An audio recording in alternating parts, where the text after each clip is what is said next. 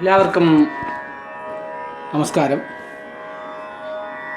ഇന്ന് നമ്മൾ ഡിസ്കസ് ചെയ്യാൻ പോകുന്ന കാര്യം രാഹുകേതുക്കളുടെ മാറ്റം എന്ന ഒരു ടോപ്പിക്കാണ്.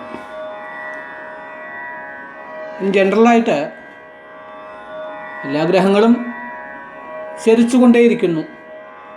അതുകൊണ്ടാണ്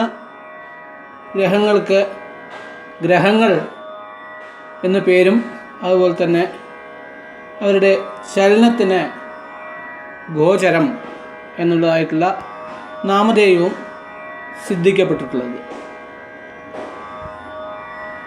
സാധാരണ രീതിയിൽ ക്ഷിപ്രചാരികളായിട്ടുള്ള ചന്ദ്രൻ, സൂര്യൻ, ബുധൻ, ശുക്രൻ, ചൊവ്വ എന്നീ ഗ്രഹങ്ങളുടെ മാറ്റങ്ങളെപ്പറ്റി വലിയൊരു പ്രവചനങ്ങളൊന്നും സാധാരണ രീതിയിൽ നടക്കാറില്ല.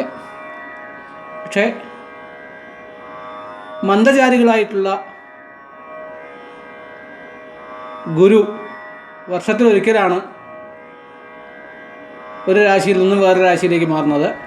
അതുപോലെ തന്നെ രാഹു, കേതു ഇവർ രണ്ടുപേരും പ്രതിലോമമായി, അതായത് അപ്രദക്ഷിണീ കുർവാണം എന്നാണ് പറയുക. അങ്ങനെ അപ്രദക്ഷിണമായിട്ട് സൂര്യനെ 1.5 വർഷത്തിൽ 18 മാസത്തിലൊരിക്കൽ മാറും. 2.5 വർഷത്തിലൊരിക്കൽ മന്ദചാരിയായിട്ടുള്ള ശനിഗ്രഹം മാറും. ഇതാണ് ഗ്രഹങ്ങളുടെ വ്യവസ്ഥാവിശേഷങ്ങൾ. സാധാരണ രീതിയിൽ കേരളത്തിൽ ഈ ഗ്രഹങ്ങളുടെ മാറ്റങ്ങളെപ്പറ്റി വലുതായിട്ടൊന്നും പറയുകയില്ല, അല്ലെങ്കിൽ അതിനെ ഘോഷിക്കുന്ന ഒരു പതിവില്ല.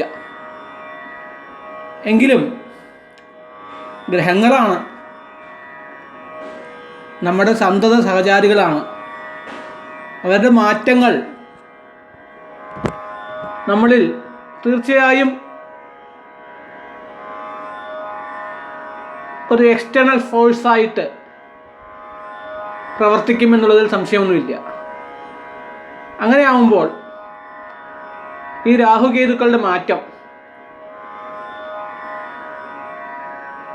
ഒരു കണക്ക് പ്രകാരം സെപ്റ്റംബർ 1-ാം തീയതി ഈ രാഹുകേതുക്കൾ മാറിക്കഴിഞ്ഞു എന്നാണ് കണക്ക്.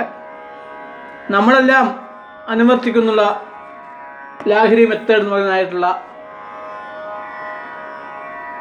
ദൃഗ്ഗണിത പ്രകാരം ഈ രാഹുകേതുക്കൾ മാറുന്നത് സെപ്റ്റംബർ 23-ാം തീയതിയാണ്.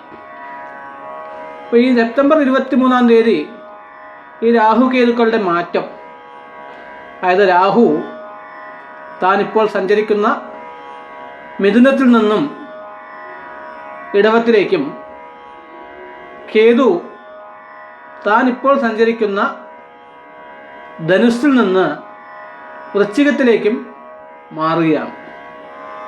അപ്പോൾ ഈ മാറ്റം ഓരോ രാശിക്കാർക്കും, അതായത് ഓരോ കൂറുകാർക്കും എങ്ങനെ ഉണ്ടാവും എന്നുള്ളതിനെ പറ്റിയുള്ള ഒരു പ്രഡിക്ഷനാണ് ഇവിടെ പറയാൻ ഉദ്ദേശിക്കുന്നത്. ഓരോ രാശിക്കാർക്കും, അതായത് ഓരോ കൂറുകാർക്കും പ്രത്യേകമായിട്ട് പറയുകയാണ്. എന്തെന്നാൽ സമയപരിമിതി എന്നുള്ളത് എല്ലാവർക്കും ഉള്ളത് കൊണ്ട് അവരവരുടെ രാശിയെപ്പറ്റി അറിഞ്ഞാൽ മതിയല്ലോ എന്നുള്ള കാരണം കൊണ്ട് പൊതുവെ ഫലദീപികയിൽ രാഹുവിൻ്റെ ഗോചരം ഇങ്ങനെയാണ് പറയുന്നത്: ദേഹക്ഷയം വിത്തവിനാശസൗഖ്യൗ ദുഃഖാർത്തനാശൗ സുഖനാശമൃത്യൂന് ഹാനിം ച ലാഭം സുഭഗം വ്യയം ച കുര്യാത് തമോ ജന്മഗൃഹാത് ക്രമേണ എന്നുള്ളതാണ്. അതായത് ഗോചരവശാൽ രാഹു ചന്ദ്രലഗ്നത്തിൽ നിന്നും 1-ാം സ്ഥാനത്ത് ദേഹനാശവും, 2-ാമിടത്ത് ധനനാശവും, 3-ാമിടത്ത് പരമസൗഖ്യവും, 4-ാമിടത്ത് ദുഃഖവും, 5-ാമിടത്ത് അർത്ഥനാശവും, 6-ഇടത്ത് സുഖവും, 7-ഇടത്ത് നാശവും, 8-ഇടത്ത് മരണവും, 9-ഇടത്ത് ഭയവും ഹാനിയും, 10-ഇടത്ത് ലാഭവും, 11-ഇടത്ത് ഭാഗ്യവും, 12-ഇടത്ത് വ്യയവും പ്രദാനം ചെയ്യുന്നു എന്നാണ് പറയുന്നത്. ഇത് പൊതുവായ ഒരു ധാരണയാണ്. ഇനി നമുക്ക് ഓരോ രാശിക്കാരുടെയും, അതായത് ഓരോ കൂറുകാരുടെയും മാറ്റങ്ങളെപ്പറ്റി അറിയാം. എല്ലാവർക്കും നമസ്കാരം. എല്ലാവരും നമ്മുടെ ഈ യൂട്യൂബ് ചാനലായിട്ടുള്ള കേരള ജ്യോതിഷം വേദപാഠശാല എന്ന ഈ യൂട്യൂബ് ചാനൽ സബ്സ്ക്രൈബ് ചെയ്യണം, അതുപോലെ തന്നെ ഷെയർ ചെയ്യണം, അതുപോലെ തന്നെ ആ ബെൽ ബട്ടൺ കൂടെ അമർത്തണം. ഇനിയുള്ള ഓരോ ദിവസങ്ങളിലും നമുക്ക് ജ്യോതിഷം ഏത് രീതിയിലെല്ലാം കൈകാര്യം ചെയ്യണം, കൈകാര്യം ചെയ്യപ്പെടുന്നു എന്നുള്ള വ്യക്തത വരുത്താം.